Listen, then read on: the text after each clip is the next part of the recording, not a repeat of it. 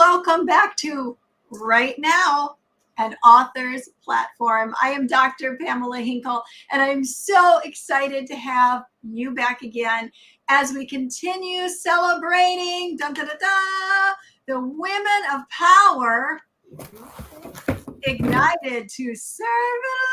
And look at that book. Hold it up again, Latisha. Look at that book. And Latisha is one of those amazing authors. So we just continue to march through this powerful anthology. So Latisha, take it away and tell everybody, who are you? Who is Latisha?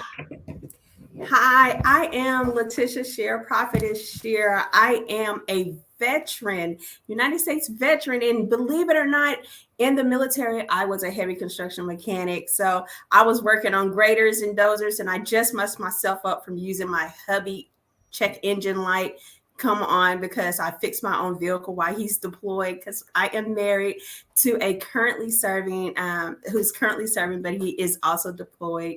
I am a mother of two. I am someone that has a bachelor's in biblical studies. I have a master's in biblical exposition. I am currently officially a doctoral candidate as I am working on my doctor's degree for biblical studies, all at Liberty University in Lynchburg, Virginia. I am also an author, and I am also taking classes to be a mental health coach as well right now. As soon as I finish that, I plan on striving to go into a mindset coach, because that is the passion. So I am a passionate person about mental health. I'm a passionate person about just seeing people be a better version of themselves, and at the same time while I do it. So as I go through my process, I'm writing it down so I can help others. So that is Prophetess Tish. Oh my gosh. Well, first of all, Latisha, I'm sorry. I said your name wrong. Latisha, not Latisha. I apologize for that. You're fine. I grew up in a household. My cousin name was Latia. I have another cousin name that was Latasha. And so we learned to answer to anything that had a la or a sha or at the end. So if you pronounce it wrong, I did not even understand. I did not hear it. Or I'm just programmed to just answer to it. So just programmed to answer something that says blah. It's me. Plus me. Well, Latisha, what a powerhouse you are. So military veteran, fixing car engines, in your free time, mother of two, and working on your doctorate. Yes. Oh my gosh. And on top of that, an author, which is what we're going to talk about today. Man, you're going to be a phenomenal coach, and you already are in your own right, but to be educating yourself, you just totally get and understand self-discovery. You totally understand continuing to push out your purpose by design and not falling into default, right? You get it. Like, I'm sitting there going, she's what? Master's degree, doctorate in biblical studies. She wants to get it. She's a health coach. She's finishing that class. She's going into mindset. Oh my gosh, girl, yes. You are a world changer, and you're going to take the world by storm. I am so honored to be interviewing you today. Listen, y'all, I have worked with Latisha a little bit through the Women of Power Ignited to Serve book, but as you can tell, she is a new friend and somebody that I'm getting to work with and know more about. And I am so excited. So I want you all to be excited, because we are learning about her life together and her story together. And I tell you what, wow, you don't let any grass grow under your feet. So don't let somebody tell you out there in the world, hey, y'all who are listening right now, I don't have enough time. Just talk to Latisha about how to handle that. I like to say we don't manage our time, we manage our activities. And it looks like you are doing that very well. So my goodness, what a woman of power you are. So tell us a little bit more about you. How did you end up getting connected to the anthology? How did you stumble upon that? So one of the co-visionary, Apostle Deborah Allen, I went to her for a coach. And so I went through her coaching process. And in the coaching process, she was also doing an anthology call. And I was just like, well, I want to be a writer. I used to make t-shirts and do that. And one day God was just like, this is not what I called you to do. This is not, I called you to be an author. And so right off, I was just like, I hate papers. I do remember once I was going in for my bachelor's degree, one of my first papers, and it was talking about our fears. And I said, I'm only scared of two things in life, and that's snakes and papers. So once guys like, I need you to write. I need you to minister through your writing. I was just like, okay, yeah, no. And so I said, okay, so I did stop doing t-shirts, but I said, let me get over this fear of writing, and I'm going to further my education. And I went in for my doctorate. One thing that kept me from going for my doctorate degree was that I knew that it was going to be a lot of writing involved. And so I conquered that fear. But then I was just like, okay, after I get my doctorate degree out the way, I'll write my first book. But then it came to the thing of don't lose that passion, don't lose that fire, stay ignited. He struck that match in me. And so it's like I had to stay ignited. So once it came for things to say, hey, you have the opportunity to write a chapter. Well, whoa, okay. So I don't have time to write a full book right now, maybe a short story, but I don't have time to write a full book right now, but I can collaborate with other amazing people. I can collaborate and I can begin to get comfortable and begin to manage this fear of writing by starting off with a chapter. Can you write a chapter? And so that's what I did. I conquered my fear and I wrote the chapter. And I also killed a snake last year. Okay, what kind of snake? Tell us that. It was a dead snake. I have no idea. It was just, we stay in the country. I'm in Alabama. We stay in the country. And believe it or not, and I won't go too far into the testimony, but believe it or not, I was walking through my house and I was praying. And I had been praying for hours, but it was raining that day. So I let the windows up to get fresh air in. But my back door was also open. Once I finished praying, my husband and I'm pouring down sweating because I'm just going in that day. And I mean, just straight spiritual warfare going in. And I sit down on the couch. And as I get ready to turn the bottle of water up, I see a snake crawl in the back door into my house. And I took that personally. I took it as that was just the enemy just saying, and I took it personally. And so once, my husband got it out the house, and after that, again, veteran, so, and we stay in the country, of course, we did what we did. I mean, we had our shotgun. It was just like, you know what, we're going to blow this thing away. And so, but it kept moving. It did not want to die. And I think sometimes that's how sometimes our spiritual battles are. It's just like we give up in the fighting, or just because we wounded the enemy, we do not stay in the fight long enough to actually kill and destroy. So I got the machete and I chopped that snake's head off. I love that. Oh my gosh. So I have conquered two fears of writing and of killing a snake. So yeah.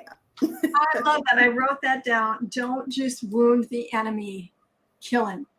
You have to kill him. You don't let him stick around wounded, right? You don't, because those wounded, the wounded warriors that are not playing on your team, when those soldiers get the strength back up, they will finish the job. And so that is so true. Don't wound him, kill him. And they come back with vengeance. Yeah. If you just wound them, once they heal, they come back with vengeance. They come back with friends as well. Sounds kind of scripture, right? They come, not only do they come back, but they bring 7 more along with them and come for you. So you have to do more than just wound them. You have to kill them. You have to take it down. That is so powerful. All of this out of your story of not liking snakes, and look at what God has done with that story. even just right now. So you faced that fear of not just facing, oh my gosh, there's a snake in my home, but actually taking your place of authority and saying, I'm not going to let my fear conquer me. I've conquered my fear, and you dealt with it. You stepped out and got over the fear of the paper. I loved that when you said that. That was just beautifully said. I can relate to that very much, Latisha, because when I all of a sudden was being asked to write, I thought, this is crazy. Me? Like, I never saw that coming. So I can appreciate that. And I think that it is absolutely divine timing that you would conquer both of those almost simultaneously. Yes. So you're unstoppable. You're unstoppable, girl. Oh my gosh. Okay, so we know a little bit about your backstory. We know how you connected into the whole anthology world, which I love. How did you navigate through? You said you had that fear of the paper. So obviously you're a busy woman, you're career minded, you're God minded, you're family minded. Tell us a little of that backstory of how you became author minded. Where did that, how did that happen? So I have several testimonies. I have a cousin that the other Latia, my cousin. So I have a cousin, and she says it's a wonder that you even know your name. The fact that you can even answer to your own name is a blessing. Through all the stuff that I've been through, I've had another cousin that says, if one day, if you was to write your story, no, she would encourage me to write my story and say, you know, I would really read your story if you wrote a book and told your story. And I had to figure out, like, okay, I could tell my story, but how do I tell my story in such a way to where it's motivating someone? Not that I'm telling another Me Too story of, hey, yes, I've been raped, I've been molested, I've seen someone murdered. You know, I had the financial situations, I've had marital issues, or you know, the life in the military, the life after the military. Sure. You know, how do I tell my story in such a way to where it creates a positive change and not a, oh, woe is me. Like, not that I where I can empathize with people, but I don't want people to, I guess the word is to say, I don't want people to feel sorry for me, or Right. or to have pity for me or whatever. Like, I don't want that. I want you to look and say, wow, she's powerful. Wow, she overcame. Wow, she's been through this and that. And she's been through hell on a whole nother level. And she is still pressing forward. She is still moving. She's, you know, she has gotten knocked down, but she gets back up. And so I said, how do I put that to paper? How do I, you know, and my mom once, you know, going through school and stuff. And so she'll read some of my papers and she'll say, you really should write a book. You really should write a book. So I had the voices in my ear that kept saying, you really should write a book. Are you really good at writing? And I'm just like, no, like, do y'all read some of the books I read? Like, I don't write like them. And so I had to be authentically me, and I had to begin to just learn how to tell my story. And so Women of Power, with the coaching that came along with it, it gave me that structure that I needed on how do I do it. I do remember we was in one of the training classes with Don Link, and Don Link had said something. She said, you know, you can start them here, but don't just leave them there. You know, you could tell them your story, but don't just leave them there. Give them the 3 points. Give them at least 3 points. Give them something that they can pick up.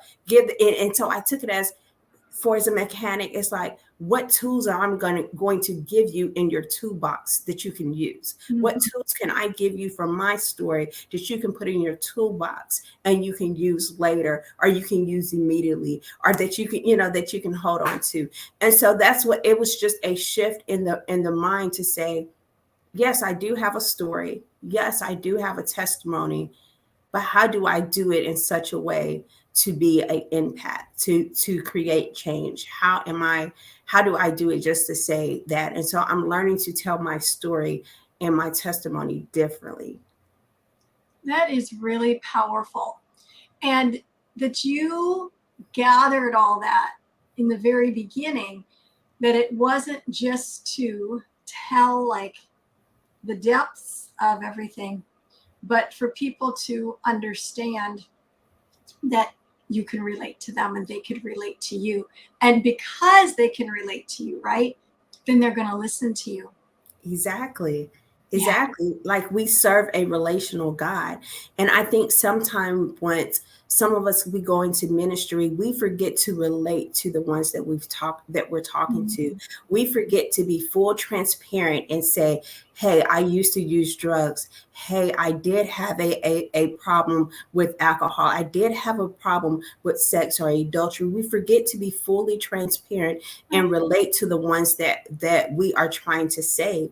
And so how do we be relational but still give them hope at the same time? Sometimes we have to let them know, I understand because I've been there. It was just same thing like with Jesus. He came down from his highly throne and to be relational with us, to say, I've walked on earth. I've walked it in the flesh.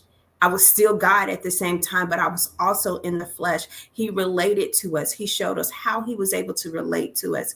And so how are we relating to his people? How are we saying, hey, I've been there. I've done that. And I got it. I've got it. Right. That is so deep and so, well, it's deep, but it was really easy to follow. That Jesus, fully God, yes, but he was the God man. Man. And it says he was tempted in every way. So you're so spot on with that. And people will get hung up on, but did not sin. Right. And forget that, he had to put that God part on the shelf, in essence, because you can't tempt God.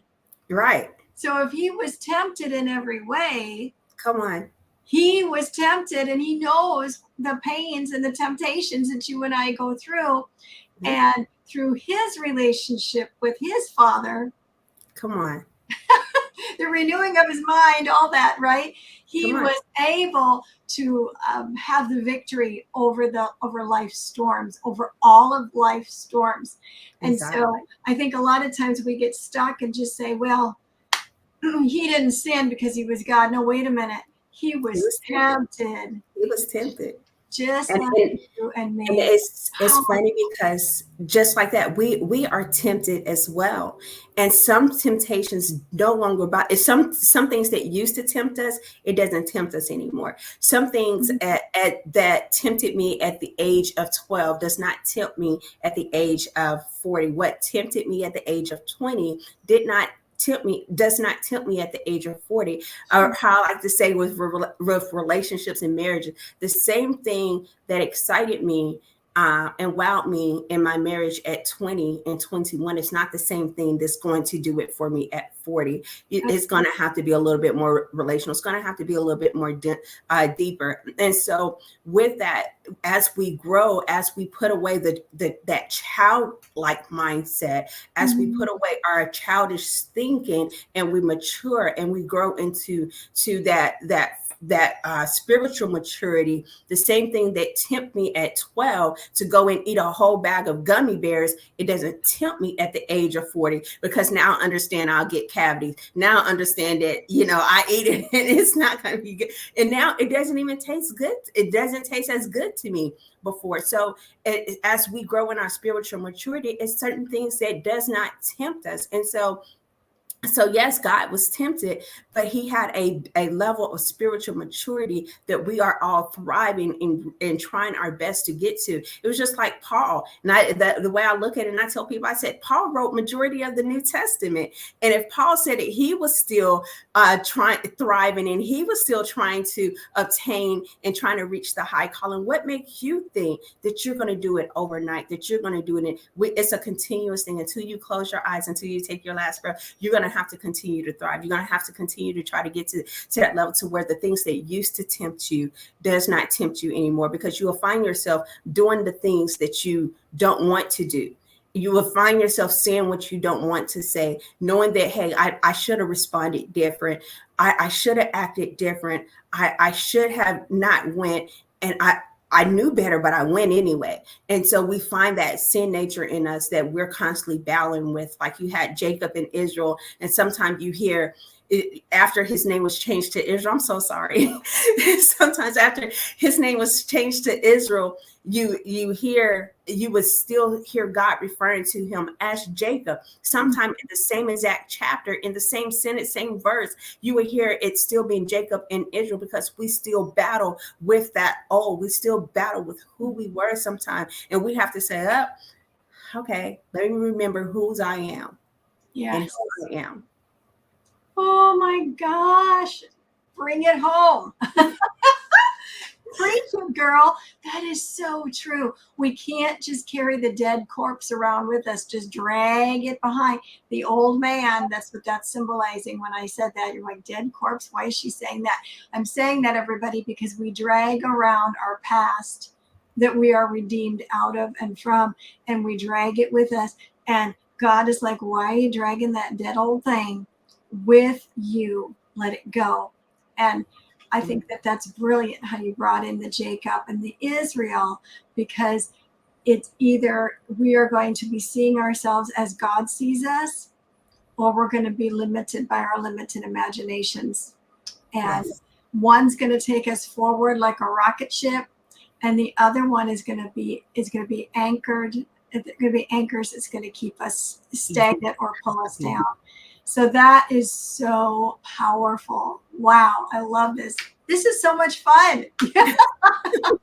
Wow, you are a powerhouse woman of God. Okay, so now tell us a little bit about your chapter. I mean, I'm sure don't tell too much because we want everybody to go get it. But with all that you have just shared, my gosh, what is your chapter about? Set on Fire. Set on Fire is the name of my chapter. And I chose Set on Fire because, as it says, women of power ignited to serve. In order for you to be ignited, a fire had to form.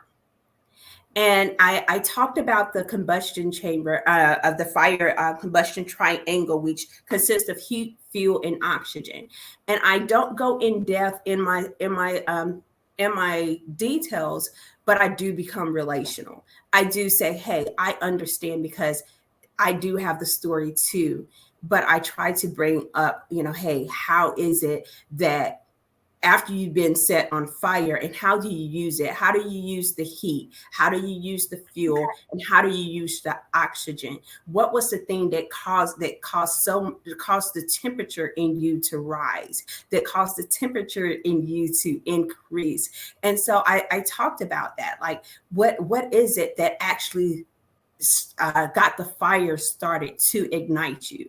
And so that is one thing that, a lot of times we see people, and we see the Dr. Pamela, and we see the Apostle Dr. Jackie, we see the people, we see the Don Leaks, we see the people that are going, the Dr. Jackies that are thriving in life, and we see that they're just going, and we see them setting as trailblazers. That's how I see you, right? So I see you as a trailblazer, but I have to understand it was something that happened that set you on fire. Somewhere it was an initial contact that had to be made to set you on fire. Something had to set you on fire to ignite you.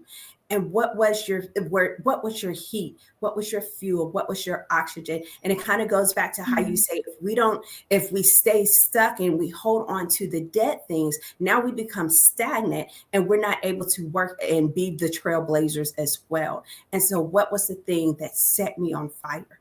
What was my heat? What was my fuel? What was my oxygen? You related that to being a mechanic. Mm-hmm. Brilliant. So let me ask you this question. What was your heat, your fuel, and your oxygen to bring you to this place that you're at now? My heat again. My heat. I am one from by the age of 18, I had been molested by 5 different people. By the age of 18, my senior year, graduating in the same month, I had been gang raped twice. At the age of 16, I stood and watched my uncle be murdered in front of my eyes, taken up for me. And the guy spit out a mouthful of blood in my face and said, if you would have kept your mouth shut, none of this would have happened. I held on to that dead man, as we say. From there, I began to battle with my sexuality because, of course, a lot of people see people dealing with homosexuality and don't realize that something happened to majority of the people that battles with that I'm gonna call it what it is, that sin. And so, and we go on and we prejudge and not realize that this is someone that's probably that's wounded. And so because of my sexual trauma, I began to strip. I battled with homosexuality. I got into my marriage, but in my marriage, once I got into it, I showed up as a little girl with a whole bunch of baggage, So I crossed that threshold of marriage with a whole bunch of baggage. So it caused a lot of issues in our marriage that had to deal with a lot of infidelity, adultery, and stuff on my part. However, I just celebrated 18 years. So just celebrated 18 years last week. I came about through an affair. And so my dad it was just easier for him not to have anything to do with me as a child, because it made it easier not to bring his, or what he would say, his mistake or what he did around his wife as a constant reminder of an affair. So I grew up in that type of environment to where my dad didn't claim me. My sister, me and my dad, we have an awesome relationship now. My sisters on my dad's side, they still kind of struggle with the fact that, hey, I'm an outside child. So I still deal with that rejection for a little while. Then in the military, I went through a whole situation to where I spoke out my mouth. I went to have surgery, and the surgery that they did, they messed the surgery up. The doctor took the wrong part out of my knee, which ended my military career. It made me unfit for duty. And so I spoke out my mouth. What I released out my mouth was, I'm gonna be just like my mom. My mom was disabled at a young age in 1990. I want to say, 1990. My mom was disabled. So I spoke out my mouth, I'm going to be just like my mom. Well, my mom also has MS. My body began to go through everything, every symptom of MS as though I had it. What I actually had was conversion disorder. Conversion disorder comes from basically what the Bible, I believe something in my mind. And because I so strongly believed that I was going to be like my mother, and I released it out my mouth, I believed it in my heart, I released it out my mouth, my body began to go through the symptoms of MS. My symptoms was real, the diagnosis was not. Mm-hmm. The neurologist went back and forth saying, this is psychological. The psychiatrist was saying, no, this is neurological, and neither one of them wanted to treat. So that meant I had one person to go to.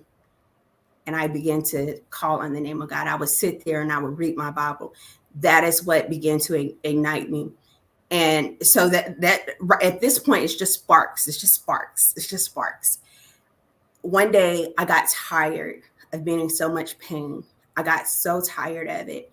And I did not know too much of the word to quote the word, but I began to give back God the word that I knew, because I had heard that. I heard the pastor say that day that God is the same yesterday, today, and forevermore. And I said, God, if you're the same yesterday, today, and forevermore, then I need you to heal me just like you did the woman with the issue of blood, just like you healed the woman that was bowled over, just like you. And I just began to speak all this stuff. And so I began to touch myself and tell him, I need you to heal my mind. I need you to heal my neck.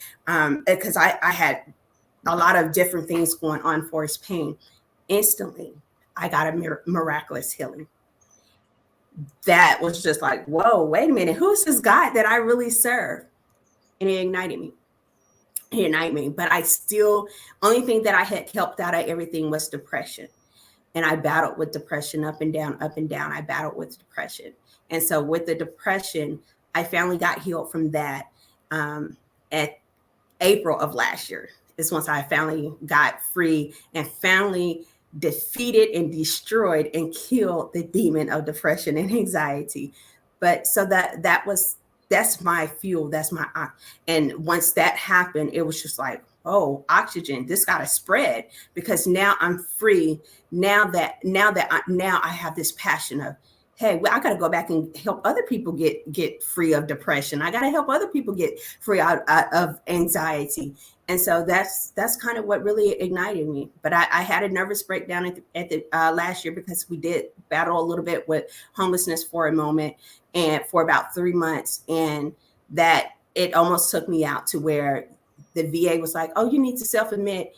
And out of nowhere, I began to tell them how big my God was. I came off all medication, and I told God, I said, I'm going to stop taking this medication, because it had me like a zombie. And I said, I'm going to stop taking all this medication. I need you to get my mind. I need you to, I'm trusting my mind with you. Just like you healed me before, and it was miraculous before, I need you to do it again. And he did. Oh my gosh. Okay, so April of last year, you had the actual manifestation of the defeat of depression. Of course, that was defeated a long time ago, but that battle is over for you. It was. How did you know it was over? How is it that you could put your finger on that? So what happened was, once after I said that, God said, look up your name. And I kind of know, hey, names have meanings, and said, look up your name. I looked up my name. My name, Latisha, means joy and happiness. Mm-hmm. And all the time that I've been saying, oh, I'm depressed, and oh, I have anxiety and stuff, I wasn't walking in my true identity. I wasn't walking in my truth. And so that is what got it for me. It was just like, what is your true identity? So I had to define, and my new thing now is you cannot defeat what you are not willing to define. I had to figure out and define all the lies that I had told myself. And so starting with the fact that I was not depressed, that I was joy and happiness. And so I began to walk in my true identity of joy and happiness. And so that's what did it. Once I found out who Latisha was, who are you? Scott said, look up your name. Look up your name. I looked up my name. Latisha means joy and happiness. Oh my and so to me, that was the sign. That was my rainbow. Every time somebody would say your name as you were growing up and through life, they were declaring joy and happiness over you. Yes, exactly. That is so beautiful and powerful. And I could see how that could become a crossroads. Who am I? So to the person that's joining us today, saying, man, I don't know who I am. I can't see the forest through the trees, or Mr. Les Brown says you can't see the picture when you're in the frame. And they just feel like the world's crashing down around them. And they're saying, well, that's really wonderful. My name isn't Latisha, and I don't know what it means. I don't know what my name means. Where would you tell them to start if they're in that dark place and just feel like giving up? One of the things that some of the things I give a quick brief is a lot of things, but one of the things that I did in that process, after I discovered that lie, I began to search for the other lies. And so as women, we're so used to saying, oh, I'm fat, or oh, I'm ugly, or oh, I'm unattractive.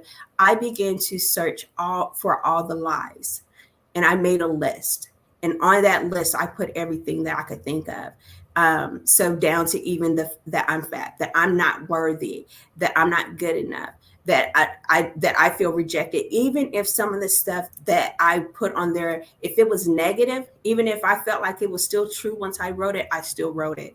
I began to write everything down that was negative. And across from it, in another column, I wrote the opposite. And I started off, and I still do it to this day. And I've added a couple steps to it, but I still do it to this day. For 21 days, I speak the opposite of myself.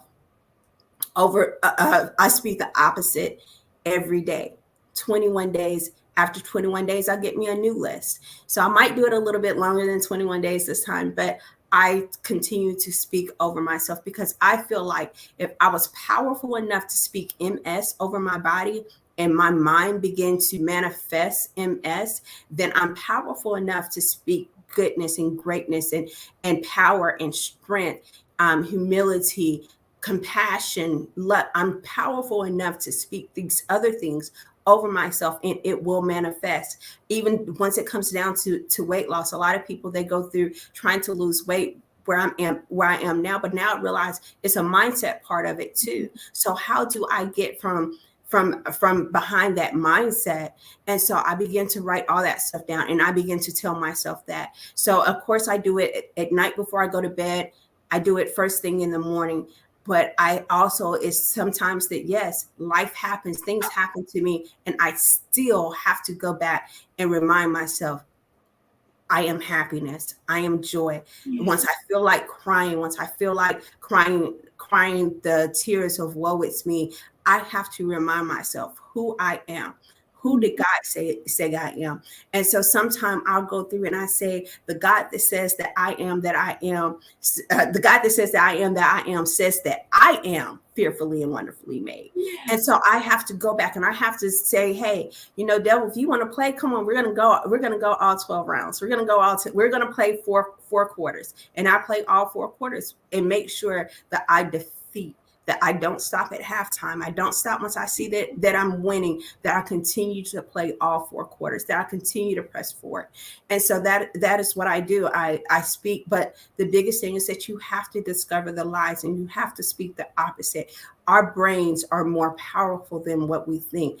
A lot of people look at people's computers and think, oh, this computer does this. Your brain is more powerful than a computer. It holds way more information. And sometimes we have to go through and we have to declutter and we have to renew our mind. It says a renewing. So that means it's a consistent thing. I have to consistently discover the lies. I have to consistently go through and renew my mind of lies that I've always believed. It was like the first time of finding out the tooth fairy was not real.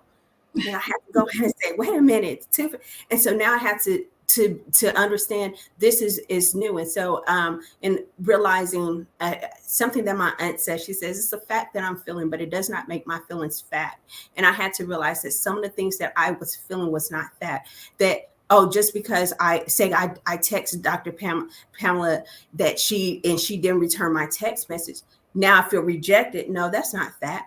Dr. Pamela had other stuff that she had to do. She was not rejecting me, but sometimes we hold on to misconceptions and we begin to hoard. And so I had to stop hoarding negative emotions, and I start to choose what emotions I allow to come inside of me. Someone cuts me off, I choose not to be angry about it. I choose not to feel no type of way about it. But a lot of times we have to realize we have a choice in what emotions we allow to harbor, or manifest on the inside of us. So that's one thing. I'm aware of what emotions I allow myself to have. Man, that is so powerful, Latisha. And I just want to back you up on this, because over 90% of the thoughts that we think, scientifically proven, they won't even happen. Over 90%. And out of that 90% or so, over 90% that won't even happen. Yep. I don't remember the exact number, but majority of those are negative. And so we're thinking on things that aren't even going to happen, or you certainly, if you keep thinking about it, what you think about, you bring about, but we're thinking about it, and wasting all that thought energy, wasting all that just heart energy, prayer energy, whatever you want to call it. We're getting so harnessed into that. And so much of it is not ever going to happen, or it's something that we can't change because it's in the past. Exactly. And so we just keep going over it and over it and over it and over it and over it, when what we need to do is change the frequency, like tuning into a different dial on the radio, exactly. Right? And that's what you're talking about is, are we going to just continue to play that broken record? When I was growing up, it was records, and so Are you just going to continue to play that wrong thing over and over, that broken record, that wrong tape, that just wrong mantra that's going in your head over and over and over again, because you can't do anything about it in that mindset. But when you begin to change the way you are thinking, so if 90% of it isn't going to really happen, or why don't we spend some additional time thinking on something good and changing those thought processes? Exactly. These are not things that are regularly taught, and you are bringing it to the front. It's not about just having your coping techniques. Coping techniques are sometimes needed, right? But I'm not hearing you talking about coping techniques. I can see that stirs something in you. What do you want to add to that? What do you want to add? So, and that's how it was. Once we go to, for years, I coped with depression. I cope with medicine. I cope with alcohol. I cope with drugs. I cope with sex. I cope even with working out. I coped with it, but I actually never really got in the ring and said, no, we're fixing to battle this. We're fixing a war. And you were saying, another thing you said, it had me really just leaping. You were saying, it's things that we have to think on. That's so, it's scripture. Paul tells us, he said, and once he was in jail and right into the church of Philippi, where in Philippians, and he was saying, think on things that are pure, think on things that are true. Is your thoughts true? Are they pure? Are they just? Are they of good report? Are we thinking on those things? So I'm sorry, you have me just really leaping right now on the inside, because that is confirmation on a lot of stuff. But are we thinking on that stuff? Are we thinking on, is our thoughts true? And are we spending our times thinking on that? Today, before this broadcast, it was one of those days that negativity wanted to come. And I want to give another tool to someone out there, and I hope this helped you. Negativity wanted to attack me today. What I did was I went to YouTube and I found I am affirmations. And I listened to the I am affirmations as I sat up under the dryer, as I sat and put on my makeup, as I got dressed, as I got prepared for this. I sat and listened to I am affirmations. Why? Because it canceled out my own voice at that time.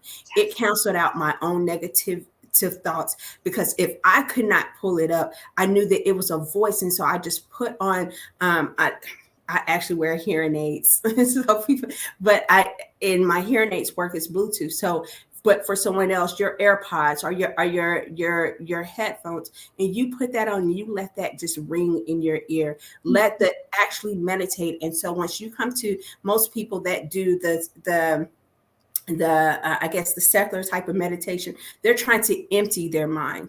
But with us, we have to actually put things into our mind. We actually have to listen to the truth of God, the word of God, and that's how we renew our mind. So I begin to renew my mind. I would not allow myself to go back to that place. And after you have almost lost your mind, you do everything in your power to keep it. You do everything you can to continue to fight from a place of it. Well, of course, we fight from a place of victory, not from defeat.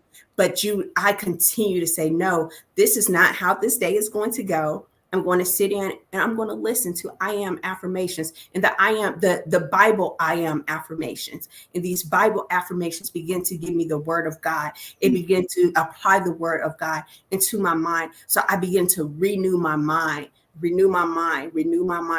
And we have to be conscious, and we have to be aware. Once those thoughts come, be aware of your emotions, be aware of what's on the inside of you, and learn how to battle yourself. Everything is not a demon. Some things is actually us. Everything is not a demon. We're trying to cast out some things, and it's actually self. So true. So true. Sometimes you can't just blame it away. Yeah. If we would take ownership for our lives. I had something when you were saying that I was like, where did it go? I was going to read it to you. I don't see it right now. I'm going to try to just go by memory. Help me, Lord. One of the classes that I teach, we started out by saying, that we are taking ownership for our future. Like, I own my past. I own my present. I take full responsibility for anything and everything that has gone on, that's happened. I take ownership for it. Like, now I'm holding it right here, like everything. You're not saying, oh, it's my fault. Oh, it's my fault. But you're saying, I'm taking ownership. I'm not passing the buck anymore and allowing that passing of the buck to say, that's why I'm messed up. Yep. We take ownership for it. And it is a part of a confession or a declaration that we say at the beginning of each class.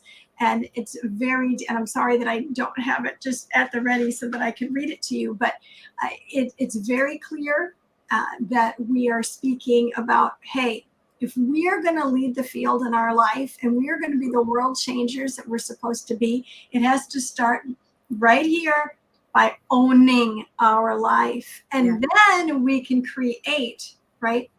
Our future. Yeah. My gosh. It's so funny you said that, because I just, for the first time, I heard something similar to that in a book that I was reading earlier during the week, probably over the weekend, but recently, within a week's time, I just heard that our present is shaped from our past and our future is shaped from our present. So what I did in my past is what got me where I am today. Yes. What I did in the past is why I'm where I am today. What I do today will get me to where I will be in the future. So good. You have to own it. You have to own it. And then you can build the future that you want. Oh my gosh, Latisha, what a coach you are. Oh my goodness. Like, everybody under the sound of our voices today, you need to reach out to this woman. Seriously. So Latisha, as our time is starting to wind up here, I said Latisha again, Latisha, as our time is winding up here, I want you to tell the people how they can get the book from you. And you also have a special announcement. So take it away. So you can go to my website at www.ferventlycreations.com, FERVENTLY creation,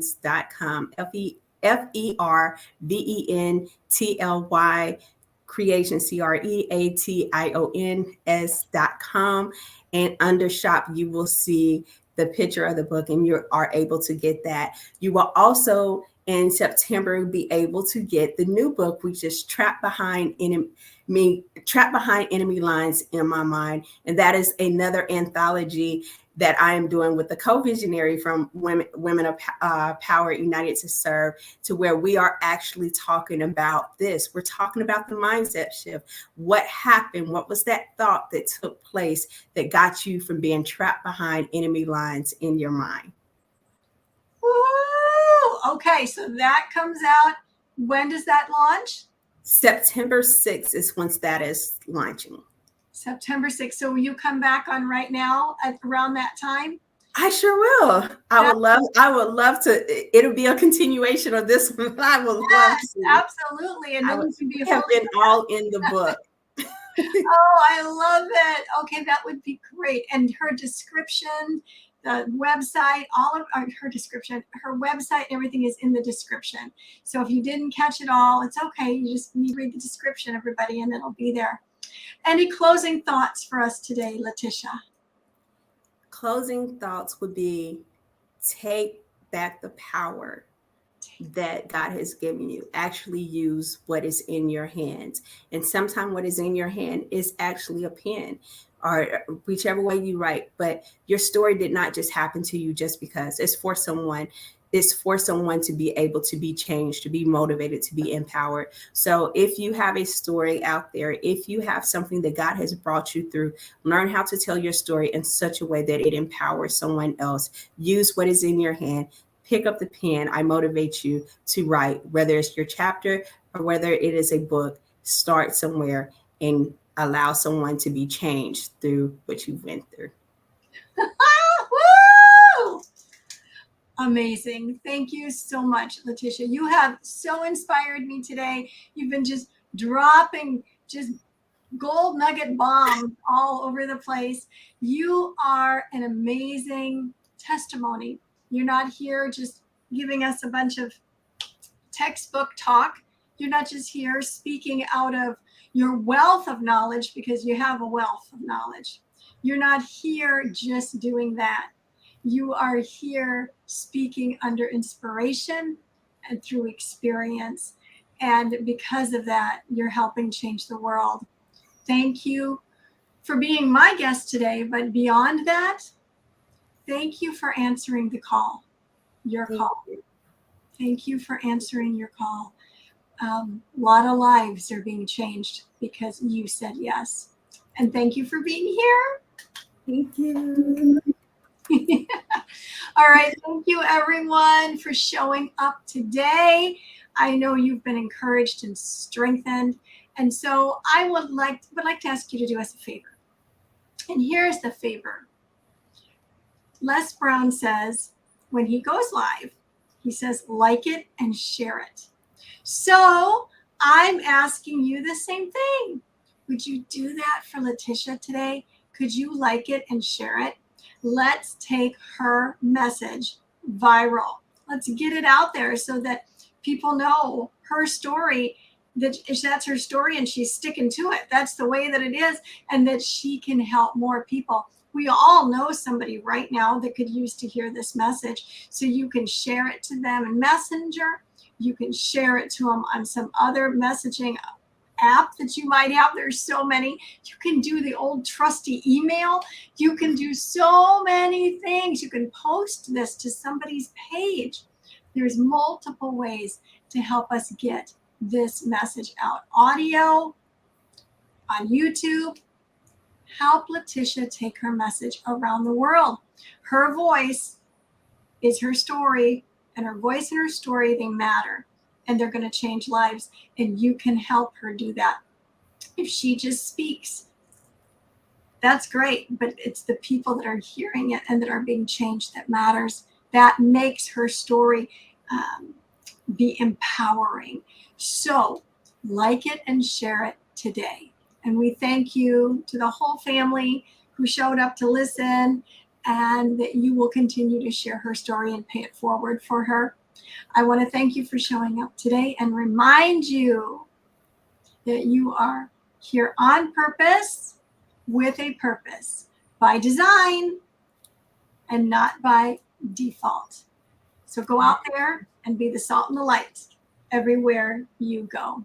We'll see you next time on Right Now. Bye. Calling all coaches.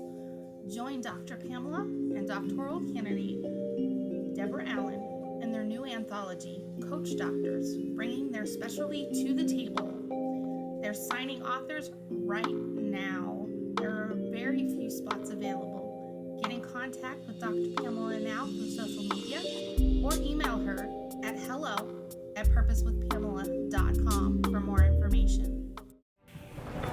Ascend Above the Crowd is the newest course by Pamela Hinkle. Ascend is a self-paced email course that will come directly to your inbox and will change your mindset and your life. Each week, you will receive lessons, resources, challenges, and journal writings that will help you discover your purpose by design. It's your time to ascend above the crowd. To learn more about Ascend, go to www.purposewithpamela.com/ascend.